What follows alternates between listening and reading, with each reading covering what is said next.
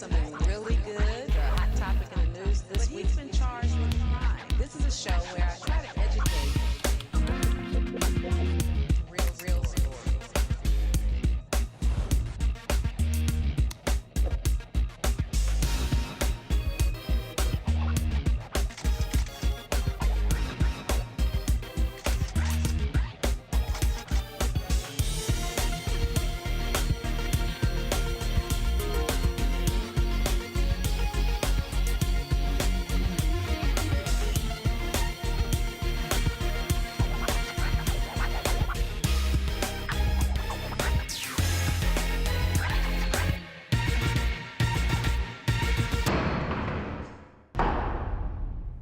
Thank you for watching Truth and Justice with Vivian King. I am your host, Vivian King, and I'm delighted tonight to bring you another episode of Truth and Justice, where we're going to talk tonight to Mr. Hank Byrd. We're also going to talk to his lovely wife, Miss Dr. Nicole Byrd, and Danny Sneed, a returning citizen, is also here to help facilitate the conversation tonight. Remember, you're welcome to call in at any time to ask us questions or make comments at 713-807-1794. Mr. Byrd, thank you so much for agreeing to talk on the show about what you do and what your programs are. So tell us what you do to help the community. Well, first of all, I want to thank you for having me and my wife. I'm with Church with a Mission International. It's an awesome ministry. It started in the inner city, and that's where our main focus is. We connected with the housing department in Houston, Texas, Housing Authority, the city of Houston. The beginning stages of it, the focus was on families in housing developments. And basically what we did was we reached out to families, and we had activities for the children, activities for the adults, senior citizens, teenagers, Friday Night Live outdoors. We partnered with Housing Authority and the City of Houston, DEA, and also Parks and Recreation. The objective was to transform the community. That's where my focus is, in community transformation. Oh, Did that for about 12 years. Okay, and tell me what your interesting projects are now.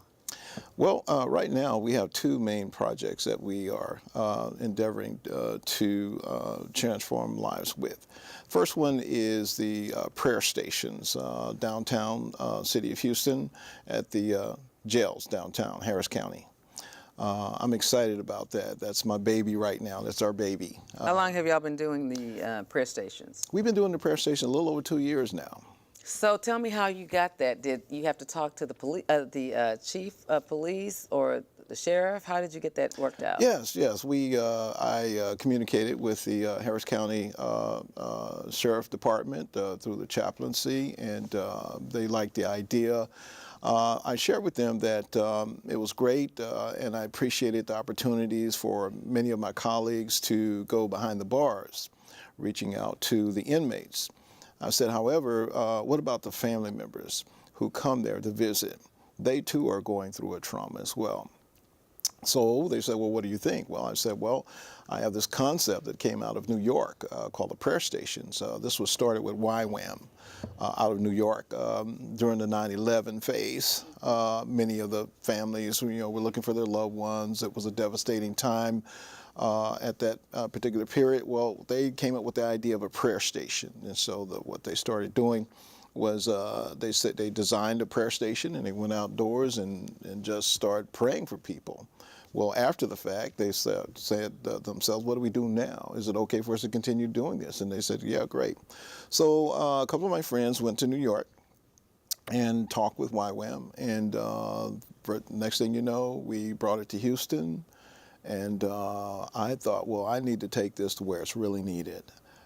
Here in the city of Houston, where we can reach out to these families who come to visit, because it is a very awesome opportunity to be at the point of need. Many of these people, when they come in, they're afraid, they don't know what to do, and sometimes the officers aren't the nicest guys that are there.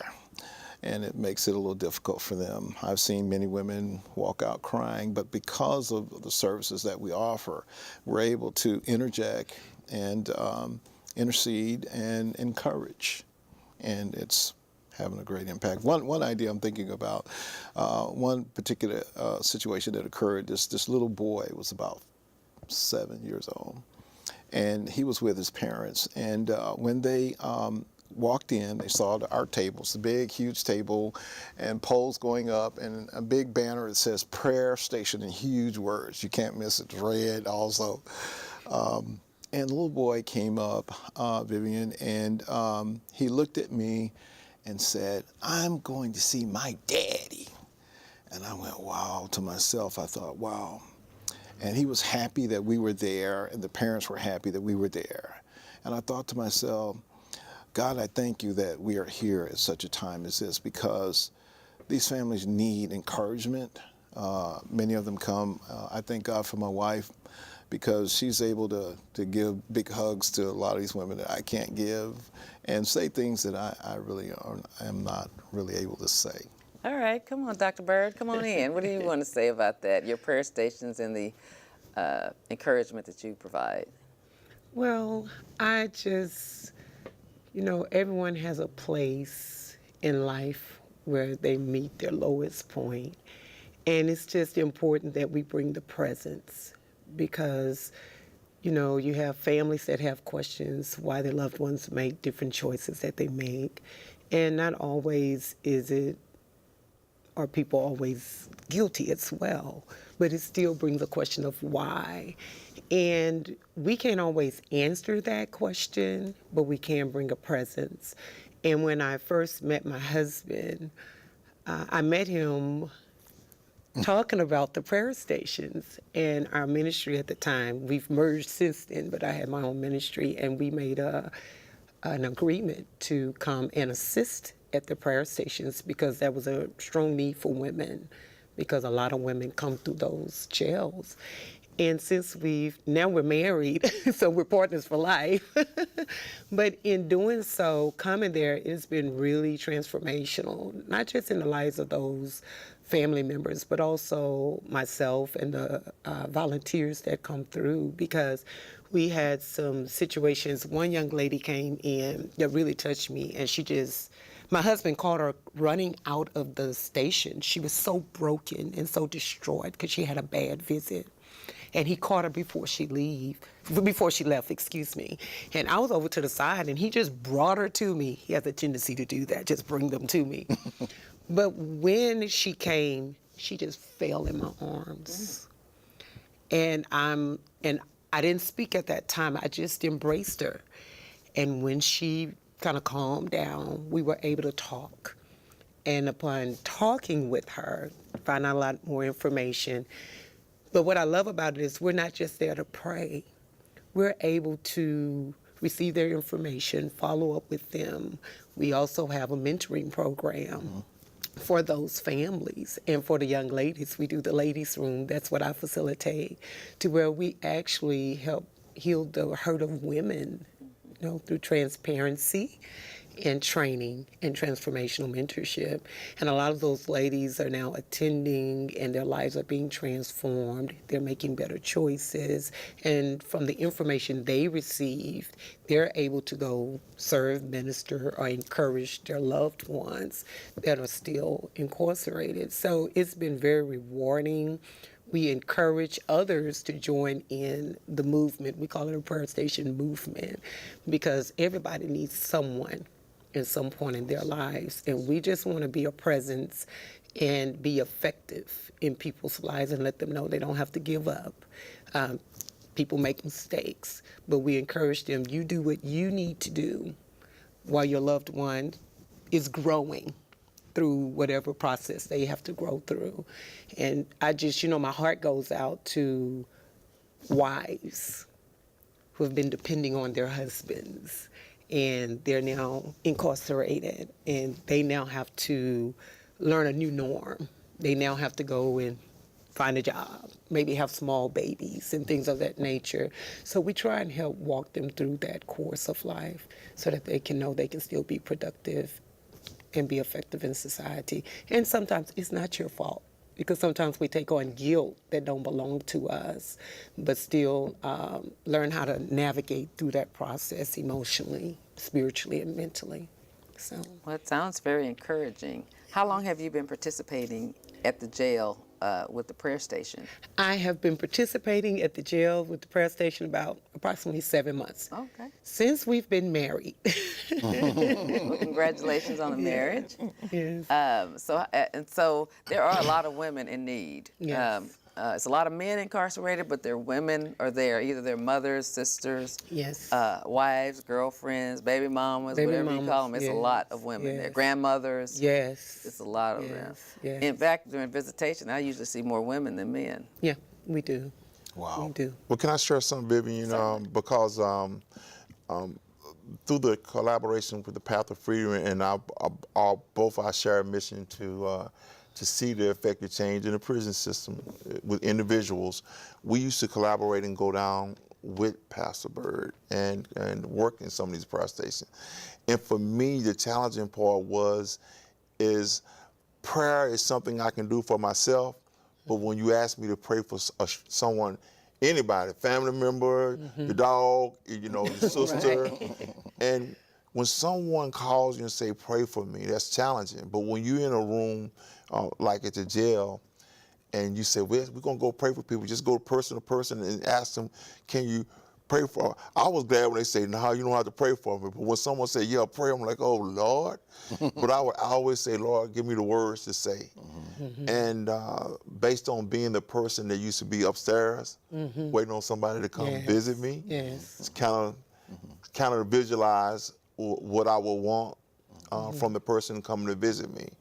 But also, Vivian, working with you, I got a chance when I work with Vivian to not to be the person in the lobby, but to be the person that went upstairs and met with people, her clients, in her attorney booth room. Am I able to say I did that? Okay. Just can't take pictures of it. Okay. But, you legally worked for me. Okay. All that was good. So I just want to bring the fact that it's no irony here that I was able to experience that what you do. And I was thinking, who else does that? Who else have I seen on CNN or anybody depicting people working? A lot of people are working in social justice with families, but not with this group of people that are actually going into visitation. And family members, it's not a great experience signing in, waiting in line for hours to go upstairs, and the people that they're waiting on are not always kind. And so one of the questions I wanted to ask you is, what pushback, because you pointed out some of the highlights of the experience, but what pushback have you experienced from trying to do this? Because I thought we live in a country where prayer and God is not something that we're embracing now in society. It's something they're saying that you can be anything, but don't put a label on it. And they're redefining who can say they believe in God.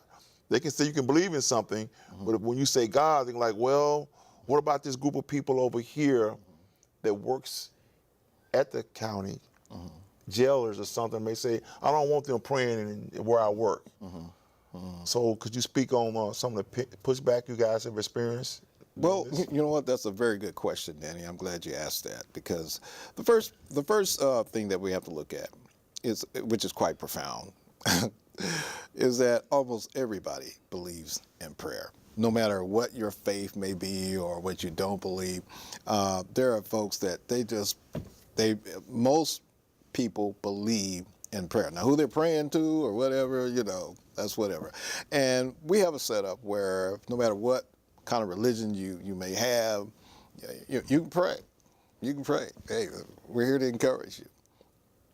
So I thought it was going to be a big pushback with that, But in fact, we had one Hindu guy who needed prayer. And, they have certain ways they pray. So, well, here's our boo. Well, however you want to do it, you can pray here. One guy was Muslim. He says, I need prayer. Okay, great. So however you want to do it. He says, well, You know, I have my blanket here, and I got a little spot. Okay, well, you can do it. Which way is east? So, well, east is that way. Okay, he got down and did his motions. So they pray by themselves. You don't pray for them. I thought y'all were praying for Oh, them. yeah, we pray for They them. can pray by themselves, or you Yeah. can pray with them, Yeah, however they yeah. want to do it. Yeah, however they whatever want to they do it. want. Right, yeah. But right. then that's interesting you said that. I remember when I was in my 20s at Windsor Village years ago, and it was an older building, and I used to go to Bible study, and the first time I had prayed, I'd had such a tragic, sad, terrible, hard upbringing that prayer, my relationship with God didn't seem to be like everybody else's, and it was so private and so, a lot of times it was desperation that in a big circle, Curvy John seeing me, the businesswoman, pray for the group, I couldn't do it because I'd never prayed like that. It's almost like you have to be, I still saw myself as such a broken and torn person that who was I to pray for everybody else? Right. I wasn't good enough to pray for them. Wow. I couldn't spontaneously do it. Of course, I can do it now. It's 30 years later. But back then, I was still coming from under. It's almost like coming from my prison, coming from being in foster family and being raised by people who didn't love me, and I was just in the way and had to get out of the way and had to pay to play, and, it was a very tough situation, being abused. It was tough because, my relationship with God was, just so special, almost like talking to a parent. It wasn't like you're talking to the God of church, but it was like, since I don't have a real parent, I'm talking to my parent. And how do I talk to a group of 100 people and pray like for a parent? I don't know, it was just awkward, and I thought about that recently. And you made me think about that when you talked about how you had to put yourself in a different role. I'd never seen God as just something, my life is so good and so normal that when I pray, my relationship with God is just spiritual. And because I don't know what I need to say for you. Because for me, it's like, thank you for making it through another day, even though no one, even though I don't have my mother, she's watching me from heaven. Am I doing the right thing, mother? I'm like on a totally different trip, my prayer. I'm not even praying like normal people pray. So it was actually difficult. I mean, it took years. It wasn't really until I started going to church on Sundays, still at Windsor Village, but 20 years later, and taking my sermon notes to my clients on Sundays and started reading the sermon notes and giving them to them and actually praying for them because, like me, they were in their desperate situation. So I know how to pray for desperate situations, but I didn't know how to pray for normal situations. You know what I'm saying? So I can pray like that, but I couldn't. And so, we used to pray for people. Right. You remember? No, I do remember it. But the thing about it is, it's the power in believing that this is going to affect some type of change. Right. I could see where it worked for my life because I tell people, and I was telling my wife, the first time I prayed in earnest, I wasn't on my knees. I wasn't standing up. I was laying flat on the ground. And in my mind, if you reverence God, they say you bow, and everybody has these positions. Right. And I said, I want to get as low as I could. Oh, yeah. So my bow wasn't a bow. I wanted to visualize my bow, God, this is, I'm giving you everything I got. And so, again, when that changed my life, it became personal. All the negative only create a better personal relationship with God. So I'm kind of not selfish, but it's just me and God against the world. That's me too. Yeah. So I can tell you about me and God, but if you say, like, can you change my life through prayer? Like, I don't know if it worked like that. I laid down flat on the floor for it to work for me. You may not want to do that. Right. Yeah, I'm similar. I'm gonna say I was similar. I cried at night as a teenager and cry and pray. So it was like a desperate situation for me. And then the next day, it's always a brighter day the next day. So that's like my little daily miracle. So it took me years to be able to pray for other people, but I can do it in jail because they're at their lowest point, and I know how that feels. Well, I know how it feels. So I know how to do the desperate prayer. Right. It's just the everyday prayer for other people that has been, it took me years to learn how to do that, but I can do it now. I would love to interject there. Sure. I believe that that's one of the things I value about the prayer stations because it helps remove some of that stigma. Because you have people that have relationships with God there that come through. You have those that do not. But making it practical And I believe the practical application of prayer is important because, like you stated, some people feel I'm not even worthy of receiving prayer. I'm not worthy. And the truth is, prayer is a conversation with God that we Exactly. have. And when we bring it to that level of understanding, then people understand you don't have to qualify to be able to pray to God.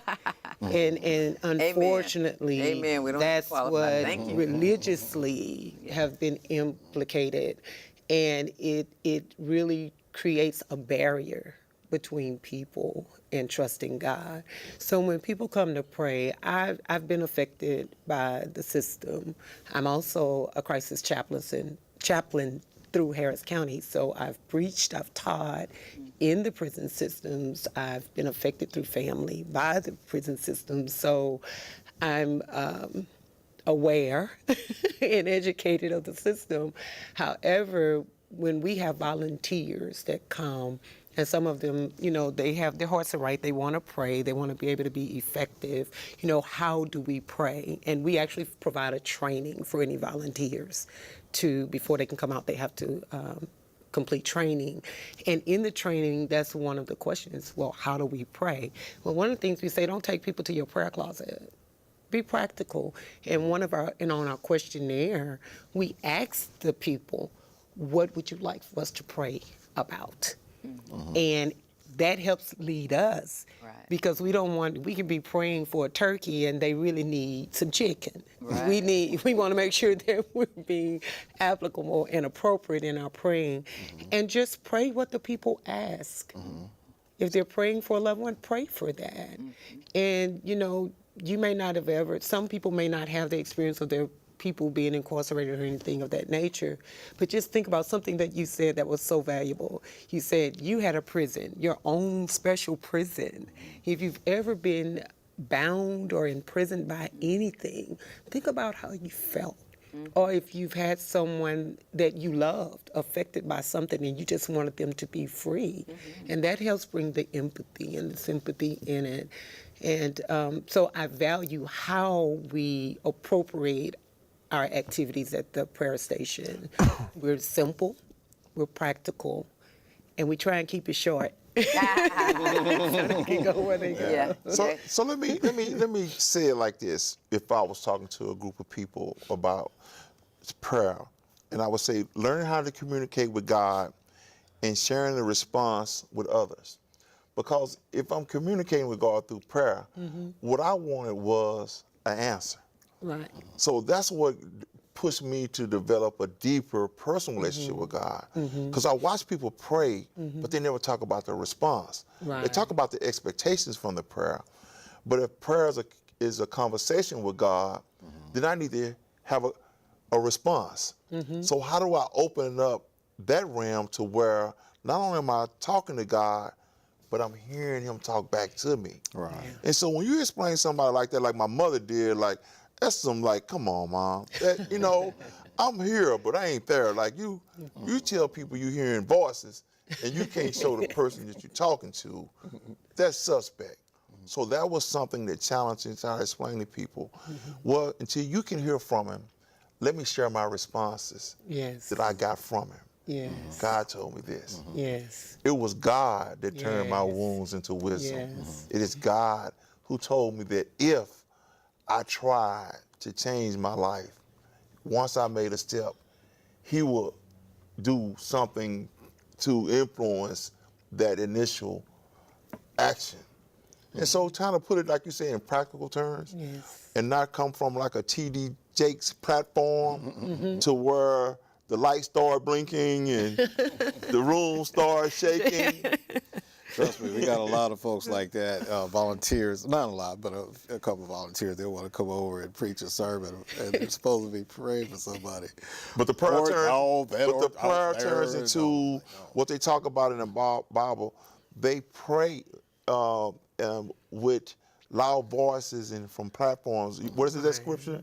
When they was talking about the Pharisees, they were known to be great prayer. They were great praying, and they could pray great. But he's saying that there is emptiness. It was emptiness in what they were praying for and who they were praying to. And I would like to say I appreciate what you just stated about sharing with people the answer and the responses. It reminds me in Revelations when it says, and they overcome them by the blood of the Lamb and the word of their testimony. I believe that in such a time as this, it's very important for us to be vocal and share with people, this is where I was, and this is where I am now. But share with them, this is how I got there. And testimonies are very important. We can preach a sermon all day long. We can preach, like you say, you can be in the pulpit and the platform, like you said, T.D. Jakes and whomever. However, but when you have that personal story, you share your story. This is, how do I hear from God? You say you heard from God. Well, this is what happened. Right. I prayed, and next thing I knew, I opened the Bibles. He showed me, gave me an answer. Then next thing I knew, I was doing this. I was taking step by step. This is what I did. I began to resist temptation. Well, how do you resist temptation? Well, I started putting myself in more positive circles. I started dealing with more positive people that could affect my life for the better. Simple steps, because sometimes I call it spiritual dramanomics. We go through all these spiritual dramanomics and the euphoria of the spirit realm and the euphoria of God. When God is practical. He gives us His word. We can pray. He gives us information. He leads us and directs us. But it's for us to tangibly see change. And that's what we talk a lot about, transformation. That if we be obedient to the steps that we need to take. And sometimes we just talk about the word of God. But some of those areas where your probation officer is saying, don't do this. You can't do Those it. steps, don't do it. Don't do it, because whenever you do it, it brings certain results. And situations don't change until people change. And we have to emphasize and hold one another accountable and take responsibility for our actions. The way you change is because you took some responsibility, and then you begin to say, you know what, God, I'm ready for some change. Because until we make a decision, it doesn't matter where we are in life, if we don't first make a decision for change, then help can be there all day, but until we make the decision. And I just want to, I don't know if we're at this point or not, but I feel like encouraging somebody. I just want to encourage you, if you're watching this, you're listening, that if you make the decision to change, because that's the first step. When you make that decision, then God will provide resources for you for those next steps. And, habits can change. They can change. You can always change a bad habit to a good habit. But again, it takes you making that decision, because God can provide resources, the DA, the system can provide resources, but you have to want the change. Right. Your desire for change has to be greater than those who want the change for you, whether it's your mother, your grandmother, whomever it is, your father, but you have to make that decision. Amen. So I just encourage you all. Amen. I agree. That's some good stuff. You want to tag onto that? Well, I sure can. I'm glad you asked. One of the things that we wear when we wear our uniform, we have a uniform. Oh, wow. And the front of it. What is the uniform look like? Well, I hate to tell you what it looks like, but I can tell you what I call it. Does it look like you have a dress on?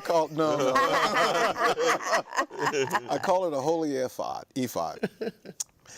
But it looks like an apron, okay? It like a barbecue pit apron. But, A dress. but you put it over your head and in the front, and it has big words, circles, and it says, prayer changes things. Yes. Okay. And so that's what we want to bring about. That's the end in mind, is to change the life. You know what blows my mind? Everyone who comes to us and they want prayer, we ask them a question.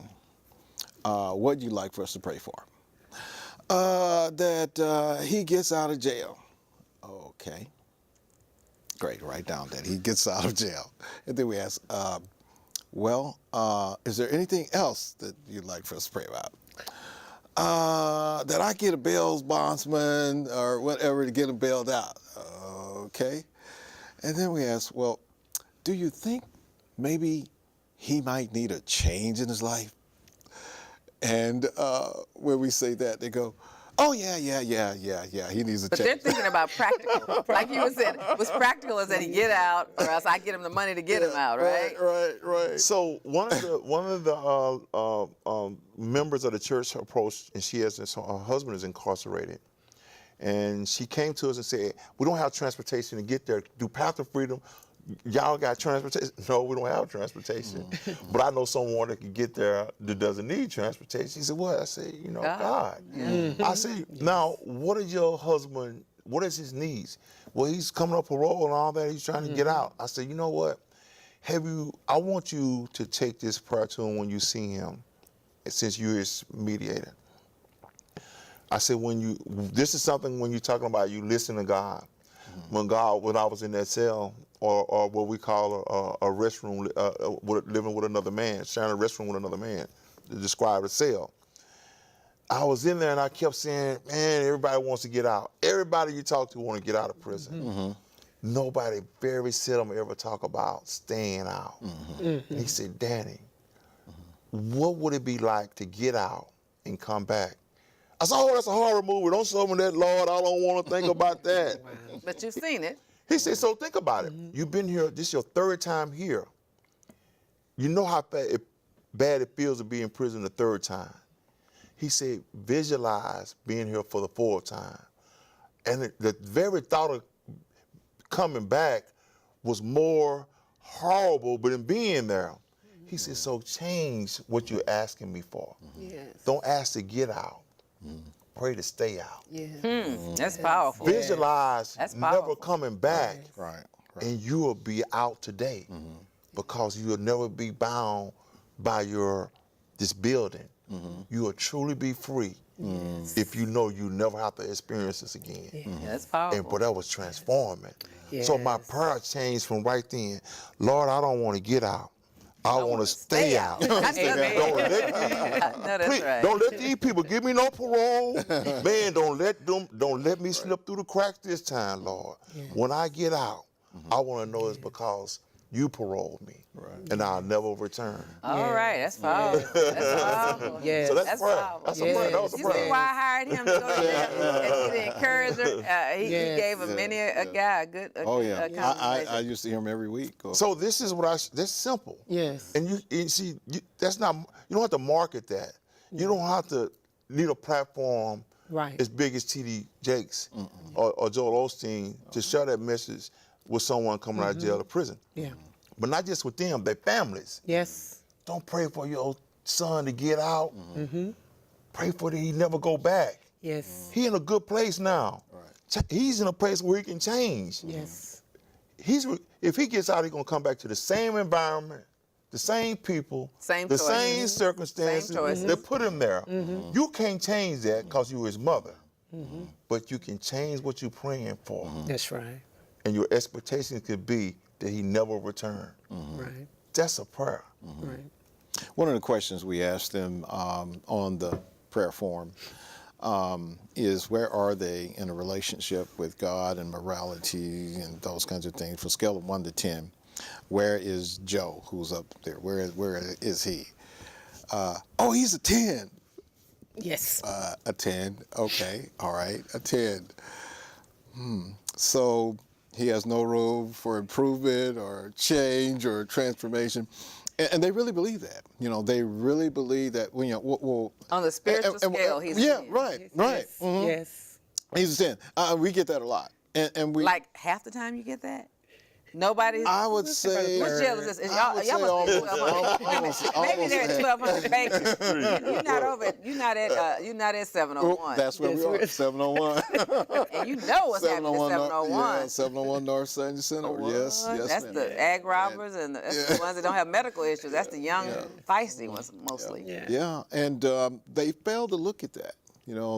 That's my boy. He's okay. That's my boy. They literally think, oh, that's my husband or that's my baby daddy, and there's nothing wrong with him. Wow. But It's in the essence, they're kind of caught up in the system. So we have to bring them to reality. Well, it sounds like a Service. great program. How many people do you think you might service on a Sunday? There are. do you do Sundays? According Tuesdays. to Saturdays. Tuesdays and Saturdays. Tuesdays and Saturdays. According to the floor director, the Harris County sheriff, who was on the floor, 1,100 people come in there on a daily basis. 1,100 people. Now, obviously, we don't reach all of those folks because we can't. We don't. Only those who want what we have available come to us, which So is a 1,100 fraction are of coming those. to 701 or in all of them? 701. I'm sorry, 701. That's a very good question because I don't know what the total is all around. But That's a lot of people each yes, day. yes, Visiting. yeah. Visiting. On a visitation day, there are 4 visitation days. We're only able to do 2. We're looking for churches who would like to participate with us. It's a powerful tool. It's a pioneering effort, as you said, Danny. There's no one doing what we're doing. It's not happening. They don't. Ain't nobody trying to sign up to do it. Yeah, that's a lot of work. But I'm gonna say this: it's not as much work as people think, because if What hours are y'all there? we're there on Tuesdays from 4:30. We have 2 teams. Two We have the teams. A team and we have the B team. And the A team is 4:30 p.m. to 6 o'clock p.m. And the B team is from 6 p.m. to 7:30 p.m. And that's both on Tuesdays and on Saturdays. Yes. And it's 90 minutes. And, it reminds us when Jesus asked the disciples, can you just stay awake for an hour? He asked, can you at least just give 90 minutes? Service, even it's just once a month. But it's not as tedious of work as people think it is. It goes If by you fast. if you already have a compassion and passion to pray for people, to stand there for 90 minutes and you don't have to run after anyone. They're coming to the prayer station and you pray with them. That's what you're doing. You're encouraging them. So this work is for those who have a passion and a compassion to pray with individuals. It doesn't have to be just, we're going to pray with inmates' families. No, you just have a compassion and prayer to pray for people and see lives changed. And now where the work comes in is the follow-up. Because we have a follow-up system. Because a lot of times we pray for people and even people come to church. Sometimes churches don't follow up. And it's sad because we focus greatly on what my husband's called disciple evangelism. And in our follow-up, calling these families, because we do have a questionnaire, as my husband continuously states, we ask them different questions if they're looking for a mentor, if they would like a mentor, a Christian mentor, if they would like for us to even come and pray in their homes, pray with their families. And we have a lot of yeses.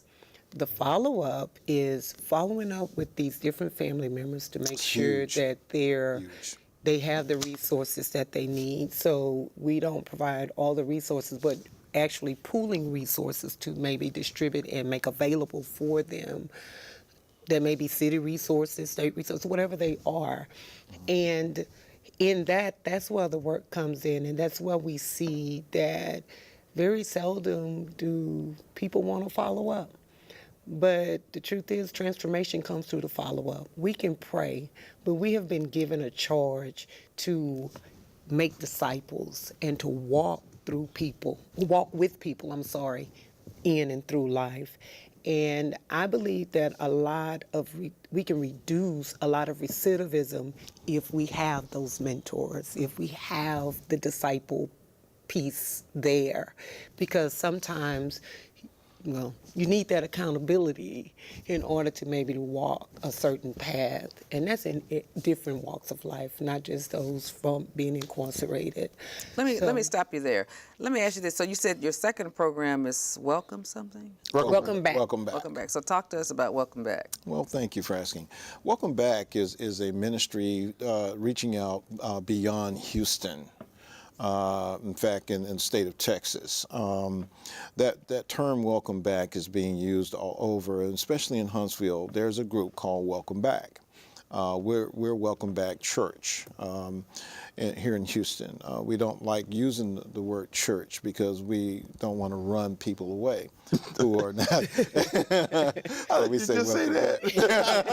You just say you don't want to use the word church because people will be discouraged and run away. You know what? We have former gang members that come to our meetings. We had one guy who was a hitman at one time. And we had one guy who was, he murdered someone, and he was to be on death row. In fact, they're writing a story about him. He was one of my spiritual sons. He was put in the electric chair 3 times. His other comrades... Is that the guy to Louisiana? What's his name? That's the guy to Louisiana. Okay. Everybody else has been executed, right? Yeah, the other ones have been I think I've told that executed. story here. Oh, Mark. Mark, the light-skinned guy. Simeon. Yeah, Oh, yeah, Simeon. Mark's been on We the know show. him. He's been on the show? Yeah. Years ago. Okay. It might have been about Okay. 3 years ago. Yeah. Okay. Let me tell I you what's mentored interesting Mark. about Okay, Mark. yeah. I can't find the Supreme Court case. I've looked for that case because he said that he got the United States Supreme Court got him off death row, but you can't find it. I mean, I guess it's findable if it happened, but I've tried to verify the story. Have you ever seen any court? I want the I haven't court seen paperwork all on the it. documents myself, but I've talked to people. It's all over. Everybody's talking about it. This story. I mean, he was on here about 3 years ago. So a lot of what he's showing to people to do the documentary is probably my YouTube. Because, I give people a tape when they leave. So I'm just saying, because nobody... He's still telling his stories today, right? Oh, yeah. But nobody had heard much of it. I'd never heard about it and I looked for it. I looked for his name in the Supreme Court. I couldn't find it. And I don't know how you find it. I need to, if he has any court paperwork, get that to me. Well, I don't know if I want to pursue that. But Well, no. If he was in the electric chair, and if the Supreme Court would have to release him, so it has to be some case law. That's all I'm what saying. happened was a group of people got together and exonerated him. They did everything they could, and they were able to successfully. Oh, get I him know the exonerated. story, but still, you can't just open up the prison. Right. There has to be Right. a law. Well, there I has to don't- be case yeah. law where a judge, where a court, where I can't prove it. Well, that's what I'm trying to do. I'm trying to prove it because the court, of the Supreme Court, has to say. Why they did it. Yeah, they have to exonerate him. I mean, so people try to get exonerated every day, but they don't. They're not successful. So he's filing petitions to the court in a writ of habeas corpus of some sort. They're filing a writ saying they found new evidence and he needs to be exonerated. And some court said yes. And so it has to be documented. But I could not find it. I don't know if he's changed his name. Because a lot of people who've been in prison a long time, they'll change it. I can't find it. I mean, I looked for it then, but I can't say I kept looking for it, but I did look for it like all day one day. I couldn't find anything in the Supreme Court records about that. So I'm not saying it didn't happen. I mean, I know it happened. I would love some documentation. When he was on the show, he said he had never seen it. He didn't have any. That's what was interesting because I tried to get it from him. Now he was young, he was like a juvenile or something when it first started. I'm not sure because I hadn't really known Mark that long. Well, see, he told his story, and when people tell their stories, they start from the beginning. So he told it, and I'm not saying it's not there. It's just that he was too young to know how to get on the outside and find it. It has to exist for him to get out of death row. Oh no, I know his story. He watched people walk down, 14 other guys get executed. I know his whole story. It was profound. Right. So the difference between Welcome Back and the prayer stations that we do is that Welcome Back goes beyond those who are here in Houston to people statewide, and the kinds of people who come are those that have been incarcerated in the prison system, whether it was through TDC or state jail, and they get out, and Huntsville calls me, lets me know those who are being released, or Pam State, or Lyncher and all the rest. And I used to go in the prisons. I stopped doing that. I stopped doing that when I was over at Carol Vance, me and 4 other pastors reaching out to, I started a transformation movement. We call it Life Transformation. They now call it Life Change. And what that has to do with is one-on-one and putting them in small groups, 2 or 3. And I had about 200 men. and I broke them up into small groups. And I would let my colleagues preach. I didn't want to preach. I mean, if I want to preach, I'd go somewhere and preach. But what I wanted to do was to help change these men's lives, focus on that. And so what happened, I realized, is that when these guys would get released, one guy in particular, I could tell you a couple of stories. There's one guy, he was just so religious, and he came out, and he was wearing this big, huge cross and a robe. He's going to be this pastor of a group, and I'm like, whoa, wait a minute, man, you're moving too fast. I said, wait a minute, you got to continue to submit to mentorship. Right. Said, oh, well, I'm with so-and-so, Pastor so-and-so. So I called Pastor so-and-so, make a long story short, and this pastor allowed this man to go out in the streets and gather prostitutes and put them in this house. And he called me, he says, well, see, I'm doing ministry. I'm pulling the prostitutes off of the streets. And I went, oh my God, okay, this guy just got out of prison. He's in this house with these women who have been in the street. No. He's got an ankle bracelet on, okay? Oh, and he's got have a this good robe and he's ending. taking pictures. And oh my God. And What happened to him?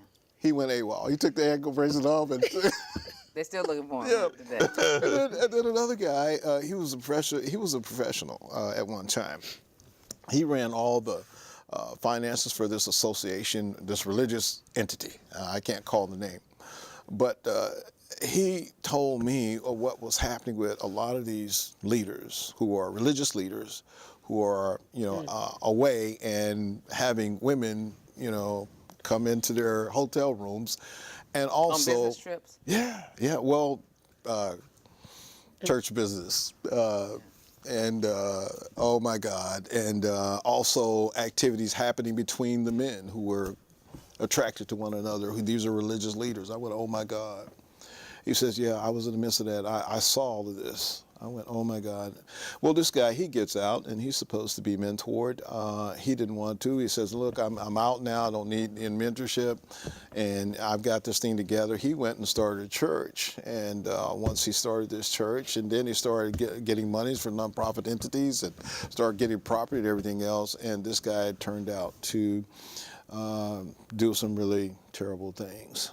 Wow. And I said, look, I'm tired of this. The one that took the straw that broke the camel's back for me was when this one person got out, and he decided that he was going to, oh gosh, I'm trying to remember what he did, but it was some other perverted thing. My point is this, is that I told those pastors, and I said, look, I'm leaving the jails, I'm leaving the prison, I'm going out here where the people are, because I'm tired of guys and women getting released and going right back to the same kind of lifestyle.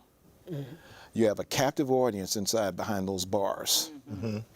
And they're going to listen to what you have to say, and they, Jesus, okay? But once they get out, they leave Jesus in there. And so there's really no true change. So I, commend my colleagues who go behind the bars and do these good deals, good deeds and everything, because you can change lives there. However, I think where the real change takes place is out in the streets where the people are. And that's why I do what I do. I believe, Vivian and Danny, that the church is not made of tar, brick, and wood, but spirit, souls, and bodies created in the image of God. And so wherever we are, that's where the church is. We need to be visible where the community is. That word church actually in the original tongue is pronounced ecclesia. So you'd bring a church to the street? Yes, ecclesia means called out ones, not called in ones. But what we're teaching in our culture is just coming in, trying to get people to come in. Yes. No, take the people who are in and send them out. Mm-hmm. And that's what we do, and that's why we're visible. We're visible in the Harris County, jail. We're visible. We're visible in the hotels and places where we hold our meetings. We're visible out in the communities, housing developments where people are. This lady right here, who happens to be my beautiful wife, has been all up and down Bissonnette, grabbing prostitutes and changing their lives, getting them off of the streets. One pastor, leading guy, called her and said, hey, look, I got some pastors. We want to go through the area. She told him, no, I'm not going to do it. He said, why? I'm not going to have a group of pastors in a bus riding through looking at this like they're a bunch of animals. No, get out of the bus. Get them out of the bus. That's the only way I'm going to help them. I'm telling her story. She can tell you better. I want to just say this. I'd rather see a message than hear a message. Yeah. So what you're describing to me, the work you do is you're showing a message instead of people going into an organized building. You say it's made of tar and Brick wood, and- yeah. brick and wood. Yeah. But so you're taking the message that we hear in organized forms and taking it to people right where they are. Right. Especially where those families, members that are getting ready to go upstairs. It's not a church setting, but you're creating what's most needed that we go to church for is something that's going to change our lives, something transform, something that's just not a message like Vivian you described. Like you go to church, you hear a great message, the preacher's man, you feel real good, but you know you got to leave, and you don't want to hear a great message and leave and can't carry that feeling with you. Yes, right. So I commend you and the work your wife are doing is taking it to my peers, to people that are incarcerated. My mother used to stand in those lines to come to visit me. I don't think it was anybody out there waiting and asked her, do you want me to pray for your son? So that's commendable, and I just want to tell you, appreciate what you're doing. And that Path of Freedom, I'm writing down the times, and I'm going to open up our members and ask them, let's collaborate on one of these times and go downtown. Because it's what we're about changing the prison cycle. We're about ending recidivism. But also we realize that the families are just as affected, or the people that's in jails. Right. I digress. Right. Absolutely. Thank you for sharing that, because I believe with all my heart that the family members, a lot of pastors or people who hear about this think, well, let me get my, I don't have prison ministry experience, or let me reach my prison ministry people to go help and do this. No. We don't need prison ministry people. Okay, I want to, can I talk to the family? We don't need prison ministry people. Okay, we got a lot of that going on. What we need are people who care and who want to come in an environment on public square, which is almost unheard of, and encourage families who come by to visit. So we need people, you don't even have to know how to pray, but if you know how to say Jesus with. Let me ask you back on Prayer. welcome back. So when the Huntsville gives you the list of people being released, what do you do with them? Well, I call them. I'm not able to reach them all. I need volunteers to help, even if you just want to help call them. So you call them to do what? To invite them, to encourage them? What's the purpose of your I invite call? them to come and attend the meeting that we have, our monthly meetings. Right now, it's gone to quarterly. And the objective of the meeting, in fact, we tell them you're going to have a free dinner, okay? And they come to the meeting. And the objective is to help them to be able to endure the pain, to let them know that they're not alone. You're not alone. It's okay to talk about this, because believe it or not, and I guess you do, I mean, obviously you would, Vivian, is that most people don't want to advertise that their husband is incarcerated. Right. Oh, no, I know that. At church. And that's the place where they really need. Should be talking about it. But they go People there. are embarrassed. Right. Yeah, they're they don't want to embarrassed. talk about it. You know, but if they can come to a place and they can open up, and I put them in circles. The ladies are in circles, the guys are in circles, and they're able to dialogue, communicate. You've been there. Yes, You've been I there. have. You've seen when it. you're welcome You've seen back. what happened. Right. What location do you hold it? Well, for 4 years I was at Lily Grove. For 2 years I was at the Center for Hope on McGregor. Currently, we're over at a restaurant where it's a private room setting, and so we had to kind of downsize a little Where bit is that? because it's right on Montrose, near Herman Park, the Museum District area. You said it's a hotel? No, it is a Oh, it's a restaurant, restaurant, private room setting there, and it's the third Sunday. We'll have it on August, whatever the third Sunday in August is. We might have to go back to a hotel again because of the number of people who will be coming. We probably will not be able to get them all. How many people usually show up? Well, when we were meeting at Center for Hope and also at Lily Grove, there was anywhere between 50 to almost 100 people. which is a considerable number of folks. Yeah. How many volunteers do you have working with you? That's a lot. Not enough. Not enough. Yeah, because that's what it always takes. So the Welcome Back is a reentry program. Yes, it's a reentry program. We have Because 3 when minutes, so we if y'all find want out to that- try to start talking, give about 3 minutes each. Do you want to go last? Yeah, I'll go last. Okay, Dr. Byrd, let's let you start it off. Take a minute and tell people what you want them to know about your work, your ministry, and what you do for people in this community. Okay. Well, first of all, again, thank you all for having us on the show. And I just wanted to say this, that an injustice to one person is an injustice to all. And it takes all of us working together as a community in a state of unity to really create effective change. So wherever you are, we cannot just depend on the system, the justice system, but we have to also depend on our family systems.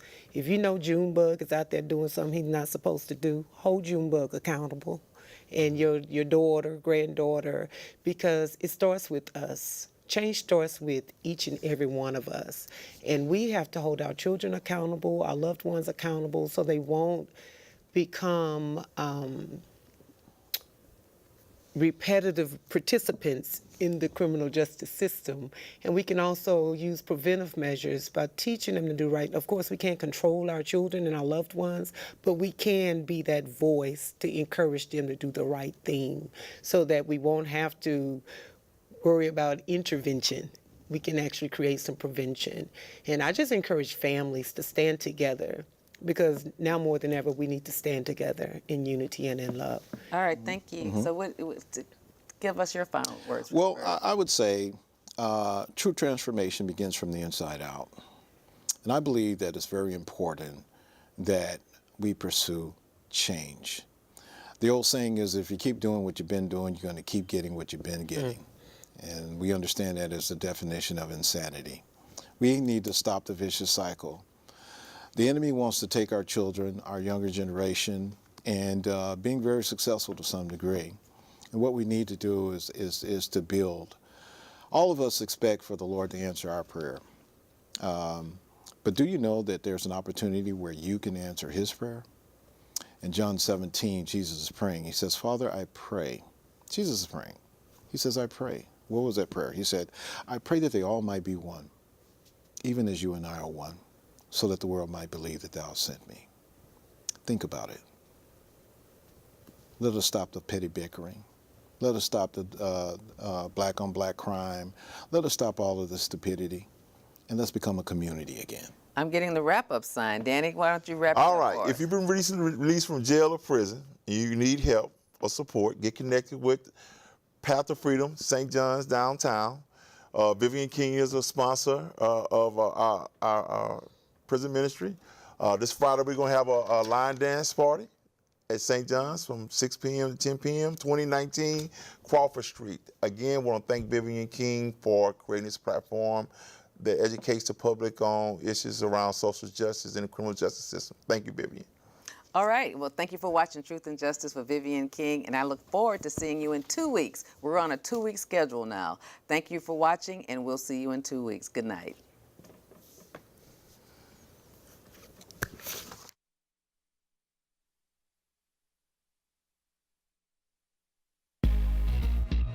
Thank you for tuning in again tonight. We have something really good, a hot topic in the news this week. He's been charged with crime. This is a show where I try to educate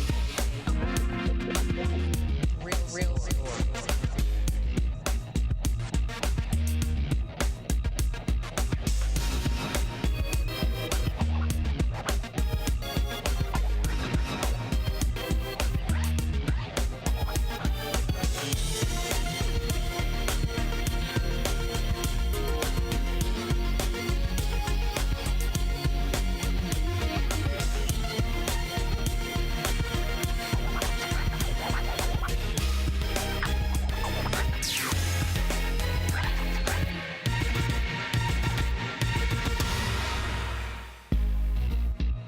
Thank you for tuning in again tonight. We have something really good, a hot topic in the news this week. He's been charged with crime. This is a show where I try to educate